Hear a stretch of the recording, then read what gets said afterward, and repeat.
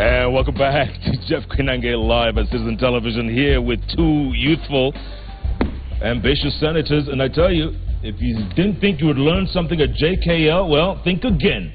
Even I did today. Consocialism. Consocialism. Yeah. Okay, and if you didn't know, now you know. It is a form of democracy which seeks to regulate the sharing of power in a state that comprises diverse societies, distinct ethnic, religious, political, national, or linguistic groups by allocating these groups collective rights. That's what you were saying. I'm saying we might need to borrow certain elements. Yeah. Not really power sharing, but everybody feels Kenyan. You see, today, Jeff, what is it that makes us Kenyan?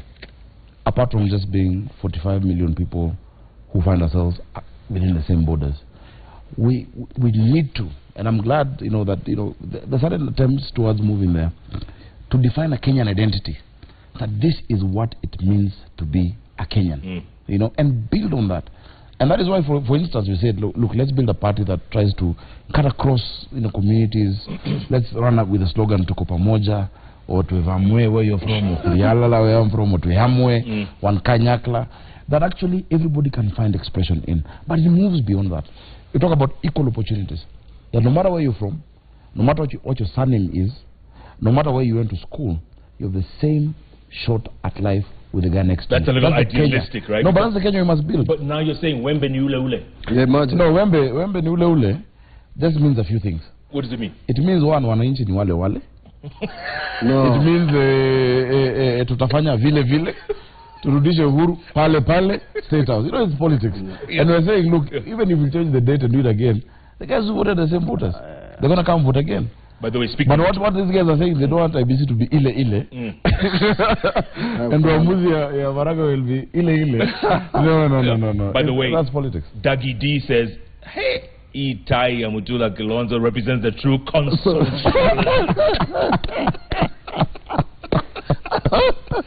Monica, can we get a close-up of that? My friend. Tiny ile. I've given you a book. Can you give me a tie? For heaven's sake. No.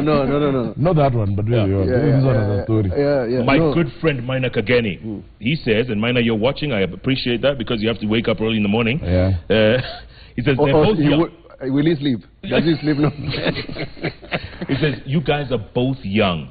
Can you just speak for a generation and do what you can do to change the toxic politics that we have right now, and not to bow down to moneyed party leaders who are out of touch? In other words, a Martin Luther King or Barack Obama moment. You have the window. Mina says you have a moment now to grasp. Can we do that with consocialism? No, I think a lot is changing in our country. I think there are many who moved past the poison of our past politics and have been able to make decisions based on content of the character of candidates. That's at the county level. I agree with county, you. for instance, some of us got votes across the political divide. Everybody knows I'm Jubilee. To the core, I'm Jubilee. But I was able to get NASA votes because they said, okay, despite the party, this is somebody who we believe in. And I was able to get Jubilee votes because they know what I stand for. And you could have been speaker if you wanted. You could have been speaker. Well, I don't know. I hear. He was one of my voters. Go on, could he have been speaker? Deputy speaker, yes. You could have been easily? Yeah. I mean, people were... I had the votes, by the way. I had the votes. Across the board? In fact, I was proposed by another senator. And it's because, you see, over the past, one term of parliament, the first time I was there, same as my brother, we've been able to show people that you can reach across the divide. That you can stand for what we believe in, but it does not mean that then you cannot have an ear or friends who you listen to. Because once Kenyans elect leaders, then you go to parliament, go there to implement what is best for the same voters who voted for us all. Yeah. Let me tell you, go on.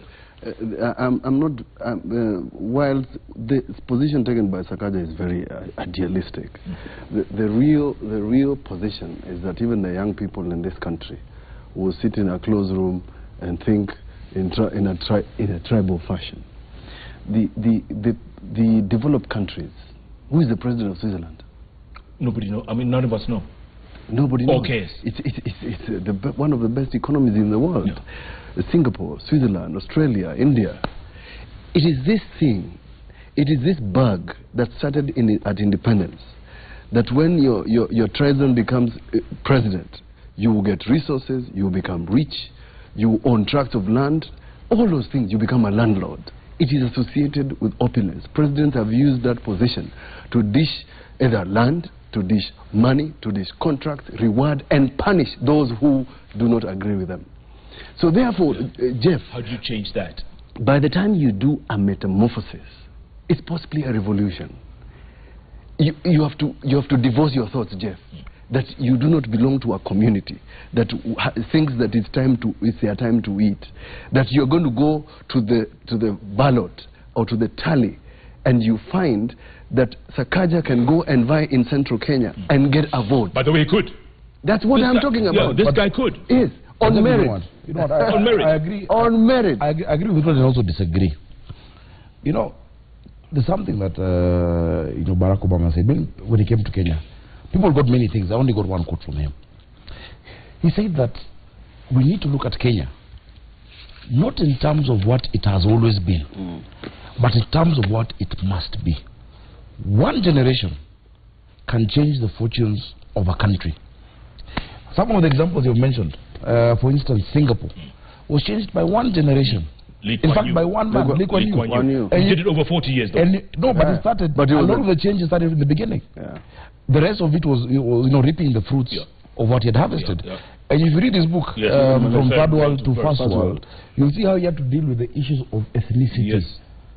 And in Switzerland, in Singapore, he had to even go to the level of determining how to deal with the ethnic Malays, the Chinese people from Chinese descent, and all of these people, how to mix them in society, how to make sure ethnicity is not used in public spaces. There's certain things we can start doing. But you know what he did? And let me tell you, for him to do that, he had first of all to deny himself that he belonged to a certain community. That's number one. Number two, that's true. Because of the fact that there was so much pressure from other people, the man had to live in a bulletproof house. Plus from the West. From the West. Correct. So correct. You need that sort of leadership where if you're Kikuyu, you do not get the temptation to appoint a Kikuyu. You then go out of your way to appoint a person who is not from your community. If it's development and Sakaja has not been elected from a certain part of Nairobi, which belongs to a certain portion of people who prescribe to a different standard or persuasion, that's the place where you go first. That sort of leadership is not in Kenya, has never happened in Kenya. That is the difference. But it's possible. And we can do it. And I have a lot of hope with a lot of these young people who've come in. You know what? Presidency, I'm talking about presidency. Oh, right. But it starts somewhere. Sonko is a good example. Sonko is a good example. Sonko is a good example. Yeah. He was elected across the board. Across the Kideru was also elected across the board. No. Kideru had only 1,000 more votes than Raila. No, but I'm saying it was across the board. The same vote that Raila plus 1,000. But it's across the board. Sonko has almost 70,000. I have around 50-60,000 more than my country. But it's across the board. It's not the numbers. It's across. It's across means that there are people who believed by virtue of being a good manager, they elected him. There are people who believed he would take care. There was also political undertones. But that's what I'm talking about. It is what you do once elected. That then counts. Absolutely. And tomorrow I'm having a very important meeting with 50 young legislators from across the political divide, from NASA, from Jubilee. We're what we call the Kenyan Parliamentarians Association. And last time, I was the chairman. And now, of course, I want to hand it over soon. I'm still young. I'm still below the youth bracket. But I want to start handing it over. You feel challenged. I'm 32. Yeah. So when you were born, I was already 20 years old. Imagine. You could be my dad. Who's your daddy? John Sakaja. But the point is this. The point is this. If we start thinking about a leadership factory in this country that do mentorship, and that's one of the first things I want to do, a leadership academy, that we start inculcating these values from school. So people know, yes, you can actually, and I'm glad that there are many people who've demonstrated. One, you can be a popular politician without insulting people, without having politics of insults or politics of tribe and divisive politics.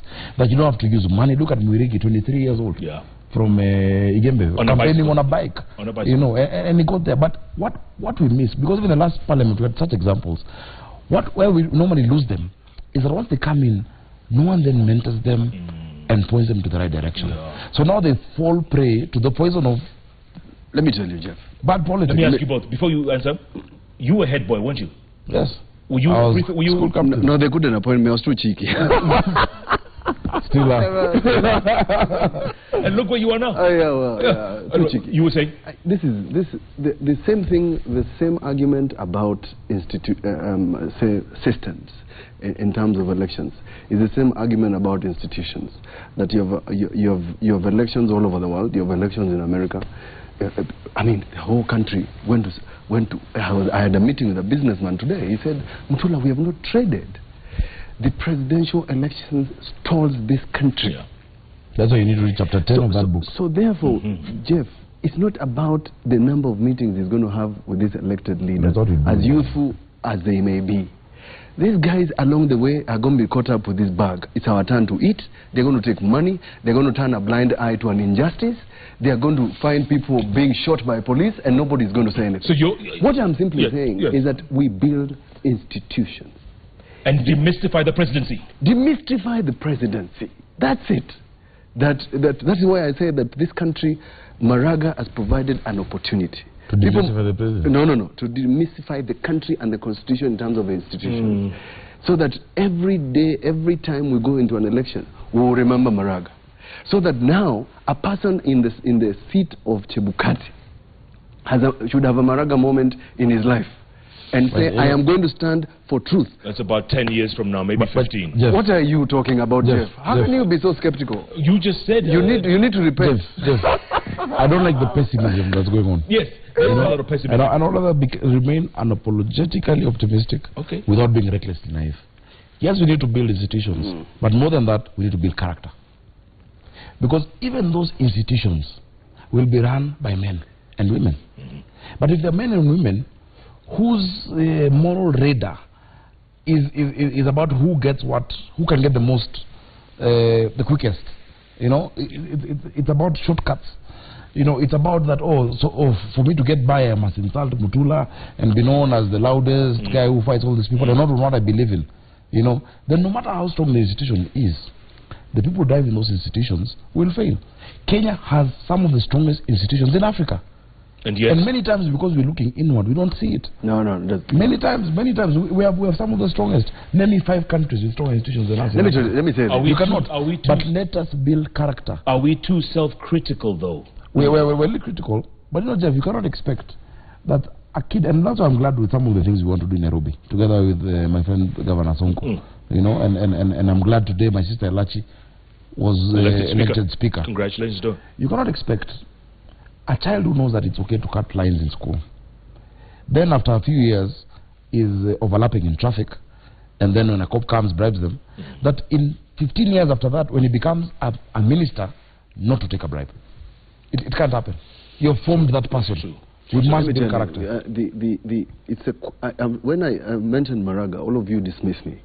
But I'm simply saying that any person who is aspiring to be a judge will aspire to make a decision like Maraga did, irrespective of their tribe. There's one judge, Justice Musinga, who did that in one of the elections, who even had to leave Kisii because of just annulling an election. So therefore, what am I saying, Jeff?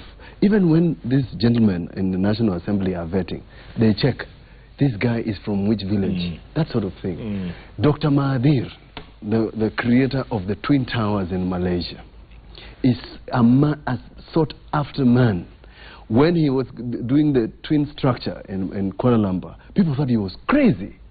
But every time a country needs to make a decision, they go to him at the 102nd floor at the Twin Tower. That's what I'm talking about. That one person, we don't need 20. You don't need 20. You only needed one person in John 3:16 to come and God say, so loved the world that he gave his only God. Only. That whosoever believes in him should not perish. To reset it, but you already passed it on. But I'm saying, we don't need 20 people. We just need a person. But that was good, though, eh? That was good. Yeah, good. You did well. Congratulations. Don't ask anymore. Eh? We won't. We just need a person who lifts the Bible as president of this republic and sticks to the oath and respects the Constitution. That's it. The problem I have with this Maraga movement thing it's not a thing. Is that then the focus becomes on the audacity to make a decision, Fidelity, as opposed to then the contents of the decision. Right. Then you have then people will say, okay, just deciding against the president is fashionable and it's nice. Despite what comes, let me do it, or let me go against a norm, even if then it might be right. You know, we need to be radical in our thinking. And radical not in terms of revolutionary, but radical going into the root. You know, radical comes from the word radica, which is the same word for root. That let's think deeper about the things that hold us together and define us as a country. We must do that. And as John Maxwell says, everything, Mutula, rises and falls on leadership. Maraga has shown leadership. I agree. Yeah.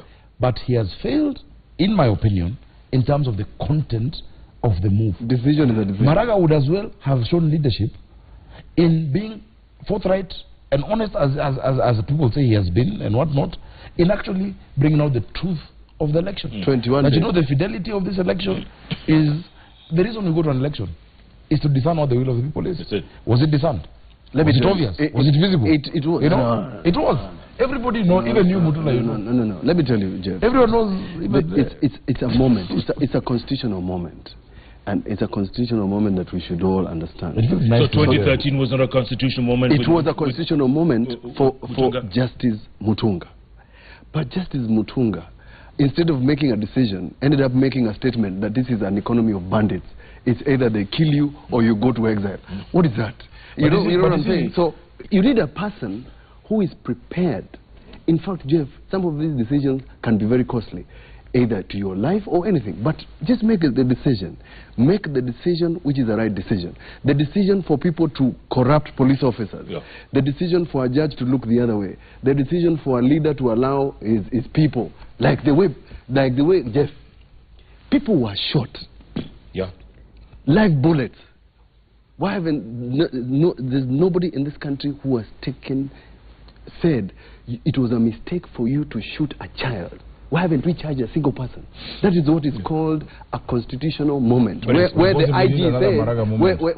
IG says, look, your work is to maintain and protect the lives of Kenyan. I never sent you to shoot a child, and for that reason I charge you with murder. That is called a decision. I would rather exalt the right decision as opposed to the unexpected decision. The unexpected decision is more fancy, appealing, like, wow, he did that. But is it the right decision? That is what a decision is a decision. What we must, you know, in leadership, Jeff, you have to make a decision. You know, you made a decision to wear that. I'm not saying it's right or wrong. Well, by the way, it was a conscious decision, and I used a mirror.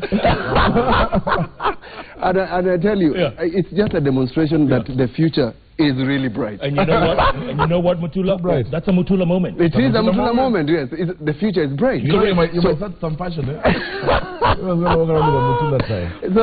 Ahmed from Eastleigh, he says, great, sober, mature, and rational debate.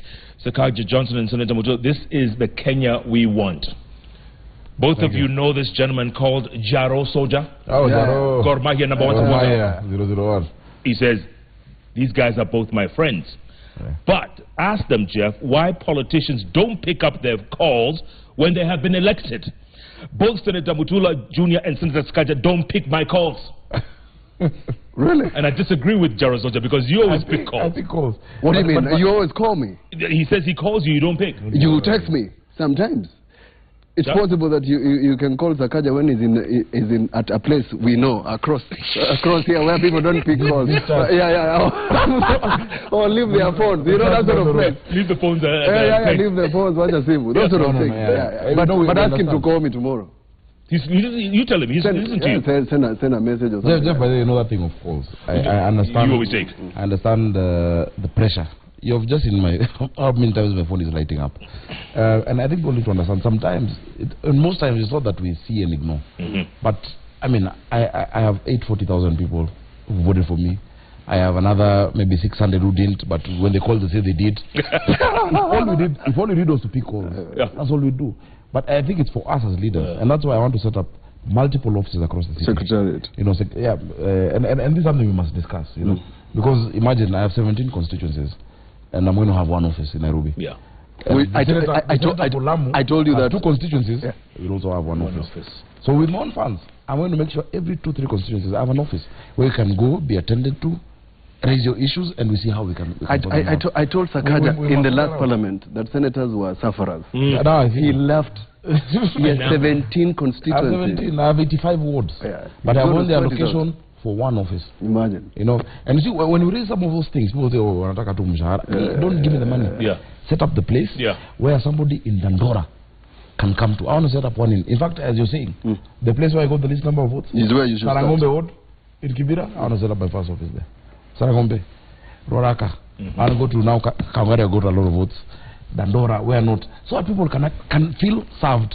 And I tell them, you expect me Monday 9 to 10, that's where I'll be.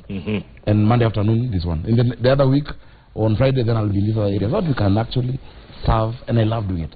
Just interacting and listening to people. You get a lot of interesting ideas. So there also Japan, but then also this term is not just for saying, it's also texting. Sometimes you know. What's the one thing you want to change? Now you're a second-term senator. What's the one thing you want to change this time around? I must, in my second term, and hopefully the last term, we must make the dream of devolution real. He's talking about 17 constituencies. By the time he realizes that the national government is sitting on the bulk of the kitty, he will start quarreling with his governor immediately. Their friendship is going to end. The day he's going to tell him that you are not fighting enough for national government to give us more resources.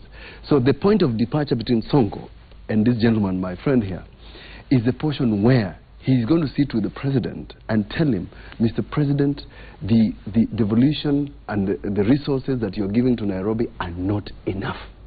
And therefore tell your people in the National Assembly to agree that we divide this revenue as the Constitution requires, so that you have more resources, so the Nairobi is clean. That's the way to do it. I agree and disagree. That will not be your point of departure.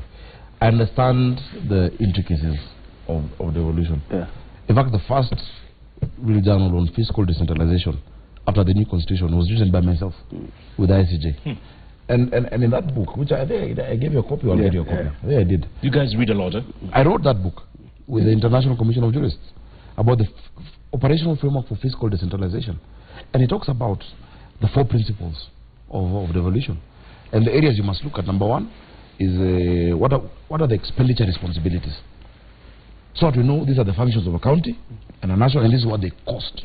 This Senate, the previous Senate, failed to make sure that functions are costed before, together with the transition authority. Can I explain? I'll get there. It's your people. They failed to do costing of functions before then looking for the cake. Number 2, then the revenue capabilities. What have we seen already in Nairobi, which will not be a point of departure? They used to collect 5 million shillings every day. 6 million. What are we doing now already? Tell me. Even before Sonko has one CEC. Just because of saying we're going to digitize and we're not accepting cash in Nairobi. How much? We're already doing more than 25 million a day. No. Yes. It's still on the lower side. And it's still on the lower side. Wow. You can get to 100. Wow. It is possible. So anyway, that will be a point of departure. We can talk all day long. Let's get to some tweets and some text, okay? Monica, should we go to tweets first, We asked the question about you guys being the future of Kenya, blah, blah, blah. Yes, both have been tested. This is Bernard Kipkemoy. Yes, both have been tested. I hope they refine what they stand for. Both the youth have vested lots of hope on young leaders. Siasa safi. Siasa safi. That's my slogan. Oh, is that you? Yep. Victor Ingosi, you say, they have really challenged and shown that we, young generation, can make it. Okay. That's right. Master Asigo, you say, the two seem to display proficiency and leadership. Though they work and operate differently, they both are well versed to their roles. Wow. These people seem to be impressed by you guys. Are you disappointed? Dennis Munene says, they represent the youth, but tend to be selfish when they acquire power. They never empower others. Wow. And Marvin Wagala, you say the two are great leaders, but ethnicity is still a barrier on their path to giving our country a better future. It's true, isn't it? Sorry? 2020, ethnicity, big barrier.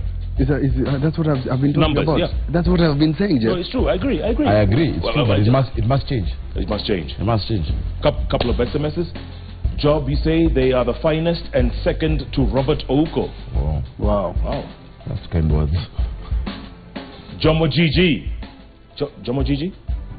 You know him. They are a departure.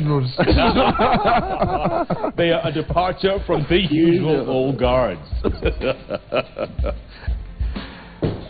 Samuel, you say they are not transformational but positional leaders. That's a new one. Interesting. Positional. All right, gentlemen. Monica is telling me to wrap up, so let's get some final thoughts from you guys. Shall we do that, Monica? Okay, which camera for Mutula? Camera 3. Final thoughts, my brother. Fellow Kenyans, 17th of October is your date with destiny. I want to say that you should exercise your democratic right. There's no reason why you should sit at home when people are voting. Go and vote for the president, who is going to be the president of you and I. And to Chebukati and your team, this is your moment. Mr. Chebukati, I'm going to ask you and plead with you to ensure that you clean up your system and ensure we have a free, fair, clean, accountable and verifiable election. And you're going to be a hero for Kenyans. Take that cue from me. Thank you. All right. And Skaja, camera 2, that one there. Thank you. Kenya is a beautiful country, and God has blessed us with a country with beautiful resources, and more than that, beautiful people.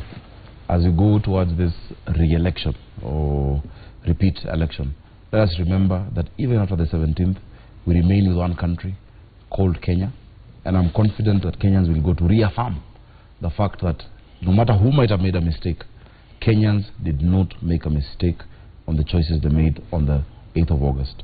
Vote peacefully, love your neighbor. If you must burn something, kama lazima uchome kitu, choma nyama. Kama lazima uchape kitu, chapa njaro. But let's love each other as one country. And God bless you all. God bless Kenya. Let's remember to put this country before God all the time. Thank you. Nice one. Would you guys run together at some point? Would you? This guy. You got one for president. Or we form our own political party. And that'll be the logo.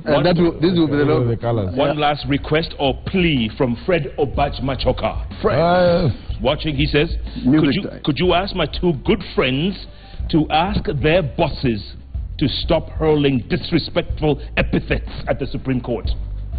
That's Fred asking. Yeah, start. You should start. Tell your boss. To do what? Not to hurl epithets. By the way, how is the boss? Yeah, how is the boss doing? Which boss? The boss. The boss. He's good. He's alright. He's ready for the election. Alright. Yeah. Baba. Tumeanza campaign. Muko Yuko ganga. You haven't said anything. About what? You're supposed to say something. I did my... No, about your boss. About my boss doing what? You're having amnesia. No, let me say this. Yes. I think from whichever side of the divide, anyone from within Jubilee, we've asked for, tolerance. We have a right to express what we feel about the judiciary. No one should stop us, because they have done it in the past, and that is what democracy is about. Absolutely. But I think we must all keep it respectful, and I don't think there's a single word from the president that has not been respectful to the individuals. And I think the word you can say is Wakora. I have explained what you're talking about. Yeah. Our fear of capture, judicial capture by cartels that have already captured some of our friends. No. Last word. Jeff, we must respect institutions. Sure. And therefore, by respecting institutions, you don't have to personalize the people who are those institutions. The presidency is also an institution. It's an institution. That needs to be respected. The presidency is an institution, and therefore, even the holder of that office must realize that he is an institution. Yeah, and that's why, wait, let me finish. And therefore, when the Constitution says that the President of Kenya is a symbol of national unity, yes, it's not a dress. It's character. Oh. It's the person. Even in his anger, even in his laughter, that laughter must reflect the nation of Kenya.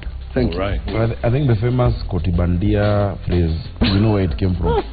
Every Kenyan has a right to express their displeasure at a ruling. Yeah. you know. Yeah. But all of us, as Kenyans, must stay within. Okay, gentlemen, we asked the question at the top of the show. Are these gentlemen, Mutula Kilonzo Jr. and Sakaja Johnson, a reflection of what we call the future of Kenya? And the numbers are 79% say yes, 21% say no. Pretty impressive. I still think you both should run. Not in 22, make it 27, okay? Maybe from Mbele. Mungu Mbele. Mungu Mbele. God knows. Tomorrow morning on Hot 96. You guys listen to Hot 96? Oh, let me tell you. With Jeff and Jalas. What I love about the show. Go on. The stories about your trip. 54 African countries or how many? 47 out of 54. 47 out of 54 countries. Yeah. Every day he gives a story. About the one about the Central African Empire. Yes. You know, Jean Bidel Bokassa. Yes. You know, we take it because at that time I'm normally dropping my sons to school. Oh. So I always listen to it. Thank you. Thank you. Tomorrow morning we've got Beatrice Elachi. Speaker. Madam Speaker. Madam Speaker. Of Nairobi. Yes, she's on from 6 to 10 o'clock. Please tune in with Jeff and Jalas on Hot 96. Gentlemen, thank you so much. Appreciate it.